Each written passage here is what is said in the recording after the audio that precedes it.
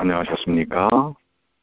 오늘 이 아침에도 함께 하신 우리 주님을 인하여 찬양과 영광을 돌립니다. 9월 18일 만나의 아침 새벽 기도를 시작하겠습니다. 하늘에 계시는 사랑이 많으신 아버지 하나님 감사합니다.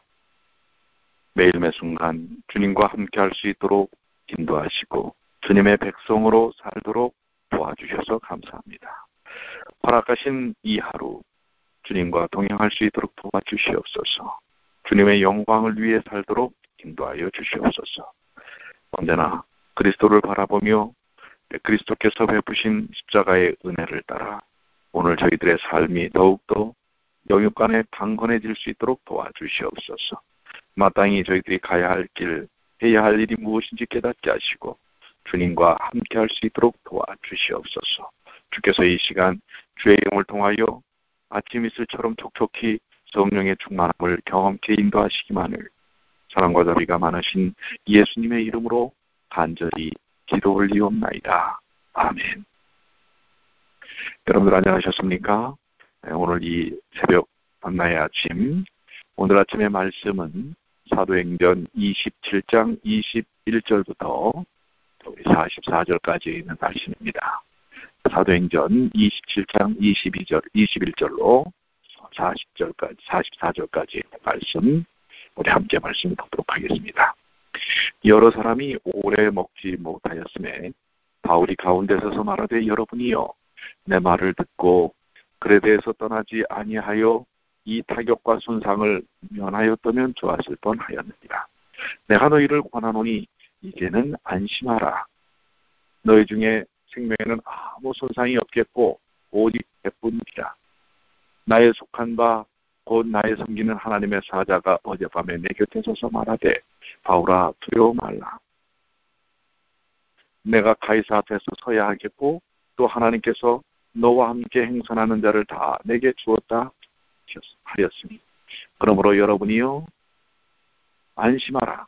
나는 내게 말씀하신 그대로 되리라고 하나님을 믿노라. 그러나 우리가 한 섬에 걸리려 하더라.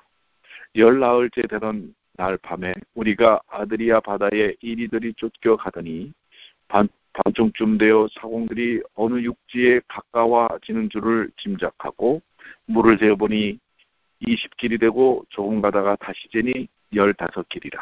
암초에 걸릴까요? 고물로 단 4을 주고 날이 새기를 고대하더니 가공들이 도망하고자 하여 이물에서 닷을 내려는 닷을 주려는 척하고 거울을 바다에 내려놓거늘 바울이 백부장과 군사들에게 이르되, 이 사람들이 배에 있지 아니하면 너희가 구원을 얻지 못하리라 하니, 이 군사들이 버릇줄을 끊어 떼어버리니라.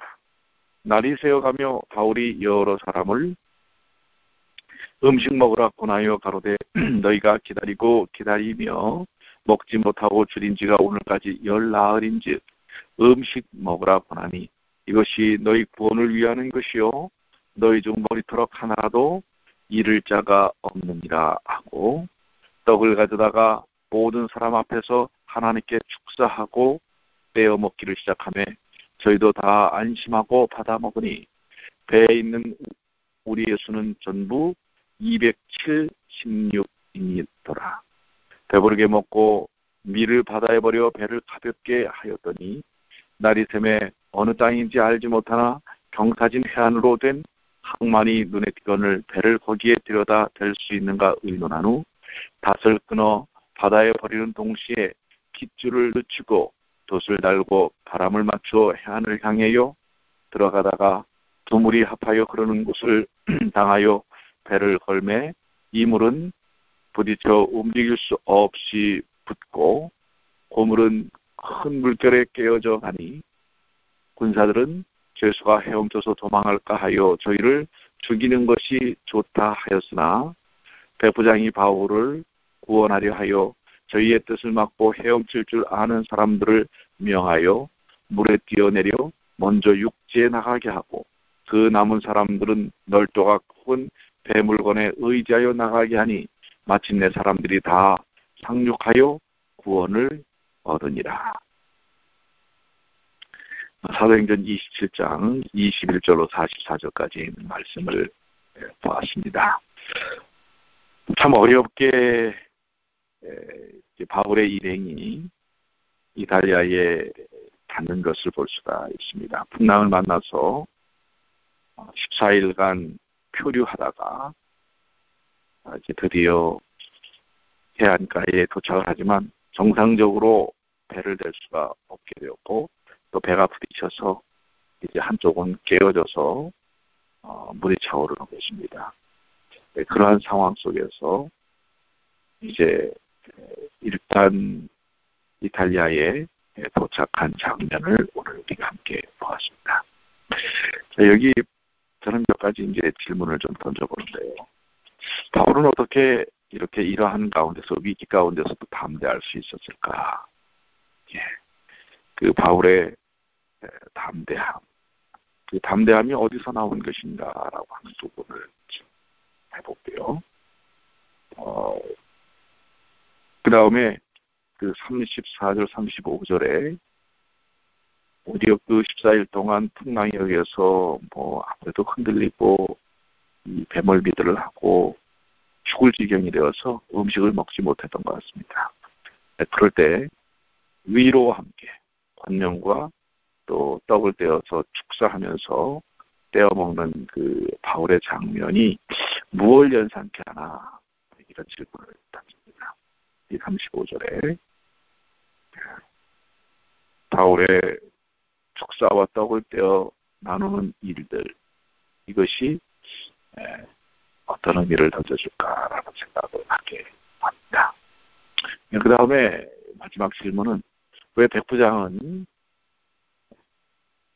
군사들이 다 죄슬이 도망칠까봐 죽이자고 했죠. 그 배에만 276명이나 탔었던 배입니다. 굉장히 큰 배죠, 그 당시에는. 그랬을 때 백부장은 그 일을 어떻게 처리했을까? 백부장의 처리에 대한 것입니다. 이러한 질문들을 해보는데요. 여러분들은 오늘 이 위기 가운데서 또 죽음의 위협이 있고, 그러나 그 가운데서 보여준 바울의 모습, 그 하나하나, 그리고 그 배가 파산하는 장면이 너무나 아주 실질적이고 실제적으로 묘사를 하고 있는 장면, 꼭 드라마처럼 이렇게 쭉 우리의 그 뇌리 가운데에 파노라마처럼 그 장면들이 스쳐 떠오르지 않습니까? 그러한 부분들을 보면서 주님께서 오늘 주신 이 말씀들을 통해 또 우리에게 각자에게 주시는 음성이 무엇일까 생각해 봅니다. 먼저 어떻게 바울이 이렇게 담대할 수 있을까? 22절에 내가 너희를 권하노니 이제는 안심하라. 지금 큰 폭풍이 지난 다음에 배가 좌초되고 표류해서 사람의 힘으로는 할 수 없는 그런 상태에, 통제불능의 그런 상태에 놓여져 있을 때 오히려 사도 바울은 안심하라. 너희 중에 생명에는 아무 손상이 없겠다. 오직 배만 이제 잃어버리게 된다라고 하는 이야기를 하게 됩니다.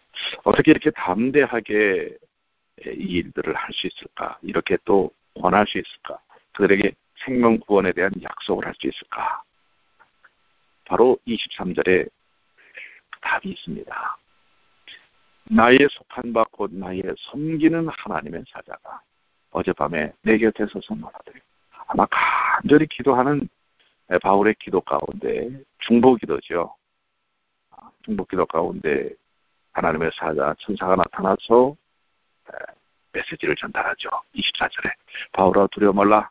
내가 가이사 앞에 서야 하겠고 또 하나님께서 너와 함께 생존하는 자를 다 내게 주었다 하였으니, 하나님께서 그들의 구원을 약속하셨고 바울의 목적을 이루시기 위한 하나님의 뜻이 전달되는 것을 보게 됩니다. 그렇습니다. 우리가 다른 사람들 앞에 담대하게 복음을 외칠 수 있는 것은 바로 우리가 섬기는 하나님의 약속, 하나님의 구원에 대한 분명한 믿음이 있기 때문에 그렇게 외칠 수가 있습니다. 오늘 바울의 담대함은 바로 그 근거가 주님을 향한 믿음과 또 주님의 약속에 있다는 사실을 다시 한번 확인하게 됩니다. 그 다음에 우리 34절, 35절에 이제 날이 새어서 사람들이 그동안 14일 동안 먹질 못했어요. 이 풍랑에 먹을 겨를이 없죠. 죽음이 아주 촌하게 다가왔기 때문에 우선 어떻게든지 사는 게 중요하기 때문에 먹을 것까지 챙길 수 있는 여력이 없었던 것입니다. 그래서 34절에 보면은 음식을 먹으라 권하노니 하면서 이제 음식을 권합니다. 그러면서 계속해서 이렇게 얘기하죠. 이것이 너희 구원을 위하는 것이요 너희 중 머리털어 하나라도 잃을 자가 없느니라 하고 떡을 가져다가 모든 사람 앞에서 하나님께 축사하고 떼어 먹기를 시작하며 이 장면은 갈릴리에서 예수께서 이어 오병의 역사를 보여주실 때 물고기 2마리와 보리떡 5개 축사하셨던 그 예수님의 모습을 연상케 하는 것이 아닐까라는 것입니다. 중보기도와 그 다음에 그들을 향하여 먹을 것을 공급하고 축복하는 이 역사 속에 하나님의 귀하신 복음이 아마도 여기에 참여했던 많은 사람들이 이제 주님의 십자가의 복음을 받아들이고 구원의 경험을 하는 것을 확신하게 됩니다. 자, 바로 이러한 23절에 24절에 중보기도의 역사, 또 하나님에 대한 신뢰와 믿음, 함께 하심에 대한 확신, 그리고 다른 이들에게 은혜의 축복과 또 떡을 떼어 나누는 그들의 필요를 육신적인 필요까지 채워주는 일을 통해서 놀라운 생명의 구원의 확신이 그들에게 전달되는 것을 볼 수가 있습니다. 그랬더니 36절에 저희도 다 안심하고 받아 먹으니 이렇게 반응을 보입니다. 아울러서 이 떡을 가지고 축사하사라고 하는 것은 마지막 만찬 때 예수님께서 떡을 떼어서 제자들에게 나누어 주셨던 이것은 바로 예수님의 몸, 그 떡은 예수님의 몸이요 포도즙은 예수님의 피를 상징하는 그 귀한 구원의 역사. 이들이 이 풍랑 가운데서 구원함을 거둔 것은 바로 오늘 이 사도 바울이 축사하며 떡을 떼는 일을 통해 예수님의 십자가의 구원의 역사를 상징적으로 묘사하는 것이 아닌가 저렇게 확신하게 됩니다. 네, 저는 그래서 이 부분을 정말 그들이 구원받고 그 풍랑에서부터 얼마나 간절했었습니까? 생명에 대한 그 애착이 얼마나 애절했겠습니까? 그때 바로 하나님 앞에 축사하고 축복하고 떼어서 떡을 줄 때 그들은 십자가의 구원을 맛보았을 것이라고 저는 그렇게 생각합니다. 이제 그러나 또 곧 위기가 닥쳐오는 것을 볼 수가 있습니다. 참 삶이란 굽이굽이 한 고개 넘으면 또 다른 고개가, 한 강을 건너면 또 다른 강이 가로막혀 있는 것을 보게 됩니다. 이제 배가 거의 다다랐지만은 정상적으로 항구에 단 것이 아니기 때문에 어느 정도 물을 건너가야 되는 것입니다. 그런데 그 상황에서 이제 죄수들이 아무데나 물에 뛰어들어서 도망쳐버리면은 잡을 수가 없죠. 한정된 병사들로서는 잡을 수가 없기 때문에 병사들이 어떻게 해요? 군사들이 죄수가 42절에 헤엄쳐서 도망갈까 하여 저희를 죽이는 것이 좋다 하니까 그렇습니다. 죽이려고 하는 것입니다. 그러나 이미 보셨던 것처럼 백부장 율리오죠. 백부장은 바울에게 큰 감화를 이미 받았습니다. 그렇기 때문에 여기 43절에 바울을 구원하려 하여 지혜를 따내죠. 어떻게 해요? 병사들을 먼저 보내는 것입니다.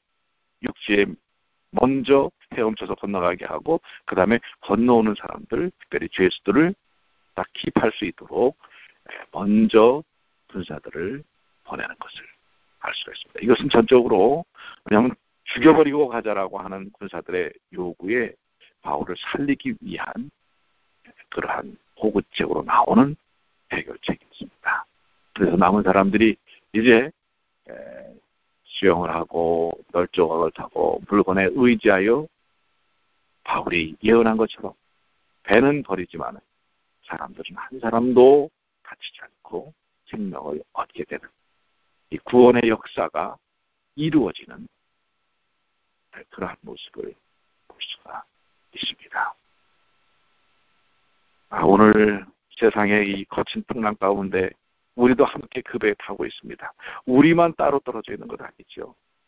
저도 그 배에 타 있고, 때로는 이 지구촌이라고 하는 일본에서 방사능이 오염되면 그들만의 문제가 아니라 우리의 문제고요.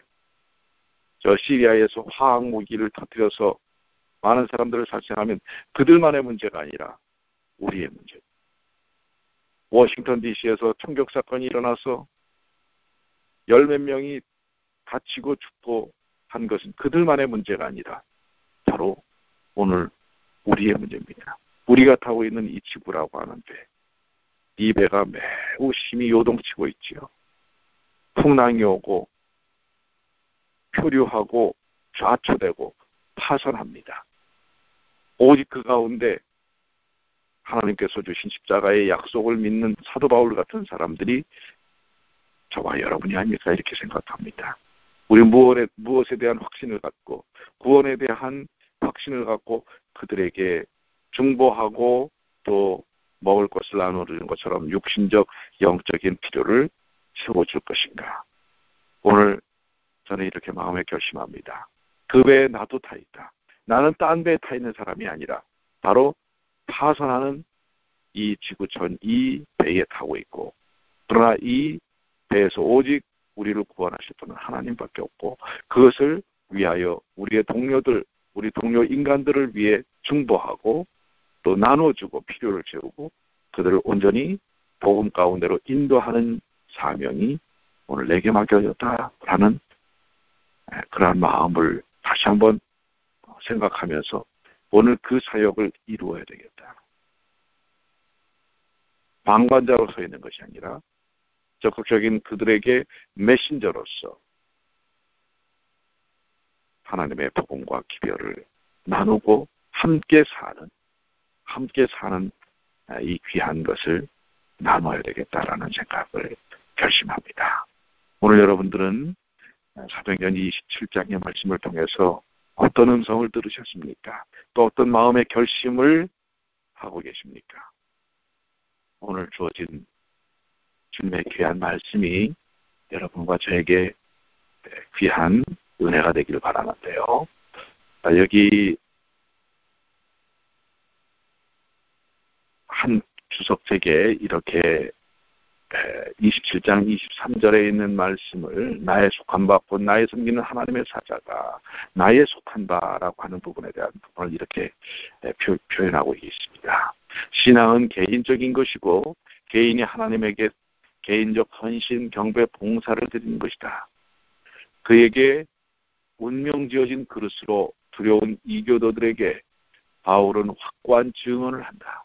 바울은 배에 탄 사람들을 위해 개입할 하나님을 알고 있으니 하나님의 바울에게 속하고 바울은 하나님께 속하는 상호 교제의 봉사관계에 있기 때문이다. 바울은 스스로 봉사의 명예를 메웠고 하나님의 멍에의 동역과 긴밀하게 연결되어 있었다. 이 하나님과의 동역자로서의 관계에서 그 사역을 이룰 것을 보게 됩니다. 또 24절에 두려워 말라라는 말씀은 하늘의 방문자들이 인간에게 얼마나 자주 이 말로 방문했었던가. 하늘의 천사들이 우리들을 향하여 두려워 말라 이렇게 이야기를 하죠. 오늘 우리도 바로 오늘 삶을 살면서 풍랑이 일든 어떤 상황이 되든 두려움 없이 하나님을 의지하고 세상을 향하여 나가야 된다고 생각이 됩니다. 그 다음에 다 내게 주셨다라고 하는 말씀, 우리 24절에 바울에게 주셨다고 하죠. 이 말은 기도의 응답으로 너에게 허락되었다. 이 위험한 시간 동안 바울은 자주 기도했을 것이다. 그 배에 탔던 모든 사람들은 이때쯤 같이 탄 그 사람이 보통 죄수가 아님을 깨달았을 것이다. 바울과 그의 그리스도인 친구들은 생명에 이르는 향기임을 증명해 보였다. 자, 생명에 이르는 향기. 얼마나 좋은 표현입니까? 오늘 우리가 이 세상을 향하여 생명에 이르는 향기로서의 삶을 사시게 되기를 간절히 축원합니다. 생명에 이르는 향기. 기도하시겠습니다.